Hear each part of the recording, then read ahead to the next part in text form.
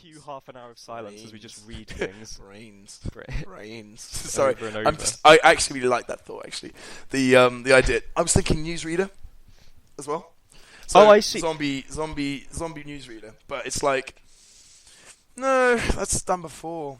You know. No, but I like it because you've seen Shaun of the Dead, right? Mm. You know the way at the end, they solve I can't remember how it works. They solve the infection. Yeah. Or whatever. But then all the zombies, they don't go away. They just become incorporated into, like, people are using them as cashiers, marrying them and whatever. Mm.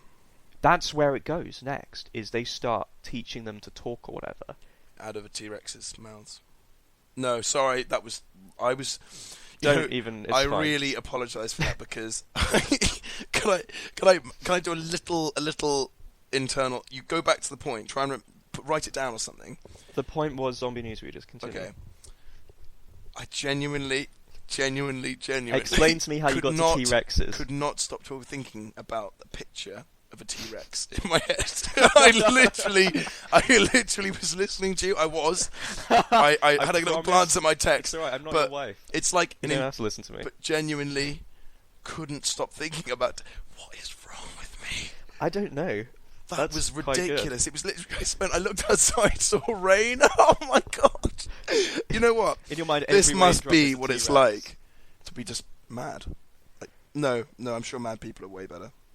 Way better. They're better at it. They've had more practice. Yeah, but oh my goodness me. Anyway, carry on. It was fun, but at the same time, you have that moment where you look at yourself, like internally, you take a step back, and you're like, what am I thinking about? Yeah. And then it's like, you have just literally spent 20 seconds solidly thinking of a picture of a T-Rex, just like for a still image? For no reason, but like. Honestly. Was it an image you have seen, or like did you conjure it? It was just there. It was like, could you imagine waking up and like it's just there? T-Rexes. It's always been there. It's like all you've ever known is T-Rex. Carry on. I'm really sorry. Don't be. Have you ever read The Adventures of Dr. McNinja? What? No, but I would like to meet him in person. People cosplay him at conventions, so you could do the next best thing.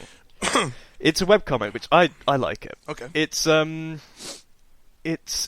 works on the rule of cool, basically. This guy is a ninja. He is also a doctor, and his sidekick is this like I think he's 12. I'm not sure. Anyway, he's this kid who was raised by Mexican banditos, and they ride velociraptors and like. Oh no! Yeah, I think you might have mentioned him before. I have. I'm seeing this website. Yeah, it's hilarious. Anyway, the point is, it's nice colouring. Yeah, they started doing colouring a couple of issues ago. Yeah, it reminds me of Archer. A little bit. But it's got that flat sort of... That kind of, it's cool though. Yeah, yeah, the thick outline. Stylisation, yeah. Anyway, carry on. It's good, anyway. And the point is... What was the point? Right, his parents are also ninjas. They are the McNinja family. The McNinja so family. they're all ninjas. In fact, they're a little bit disappointed that he became a doctor. And well, you would be if you were like a whole family devoted to ninjaing. He's also a ninja, is the thing, though. He's always solving diseases like giant lumberjack disease. Am I thinking rightly that this guy wins? Like all the time, just perpetually. He gets to be both doctor and ninja. Dude, you don't know the half of it. At one point, he rides a Dracula robot to Earth from a moon base. He surfs on it. He surfs it down through the atmosphere. He surfs a Dracula bot from the moon to Earth. Yeah, that's just one. That's like a day in the life. That's one of the things. Another point, he's trying to stop a zombie uprising with Ben Franklin's clone. There's a lot of... It's good times. The point is that at one point, I think his parents are trying to train Gordito, which is his sidekick. Apparently, it means a little piggy in Spanish. They're trying to train him up. I think they're going to be a ghost wizard. Yeah, I'm pretty sure it's a ghost wizard. And I'm just lost in Dr. McNinja land now. It's just such a good place to be. Anyway, the point is, you were saying, imagine all you've ever known is T-Rexes, right? Yes. And at one point, basically, they do like a training montage sequence where they're fighting with holy nunchucks. They're doing all sorts of, and the McNinja parents are replicating like all the crazy stuff that the Ghost Wizard might do, and the kids are like having to fight it all, and it's that sort of tough love Karate Kid style of you know what I mean, montage training. And then basically we cut away to whatever the doc's doing, and then we cut back, and it's just his dad, and he's got daggers taped over his eyes, like hilt first. So he's just got daggers poking out of his ninja mask, and he's just screaming, and it takes up like a whole page, and he's just screaming, "Knife eye attack!" Right?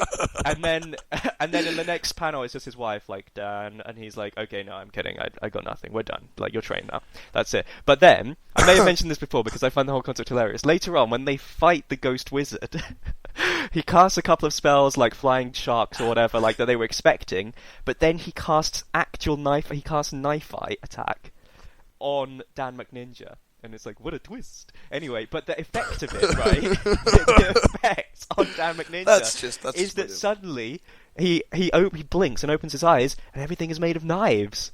And he looks down at his hands, and every finger is a knife. It's all knives. And then he the Twilight Zone soundtrack. Yeah, exactly. And he like looks back at his family, and they're made of knives. And his wife is like, "Damn, what's wrong?" And he's like, knives everywhere. Anyway, I think she has to knock him out to like calm him down. This is a knife. That's not a knife, that's a spoon. Oh, so you played knifey spoony before. That should be a Team Fortress weapon. Sweet as, bro. They should just give the sniper a huge spoon for one of his melee weapons. I bet that's in the workshop somewhere. I like that. Yeah, you know what? That's out there. Definitely in the oven. In the oven, specifically.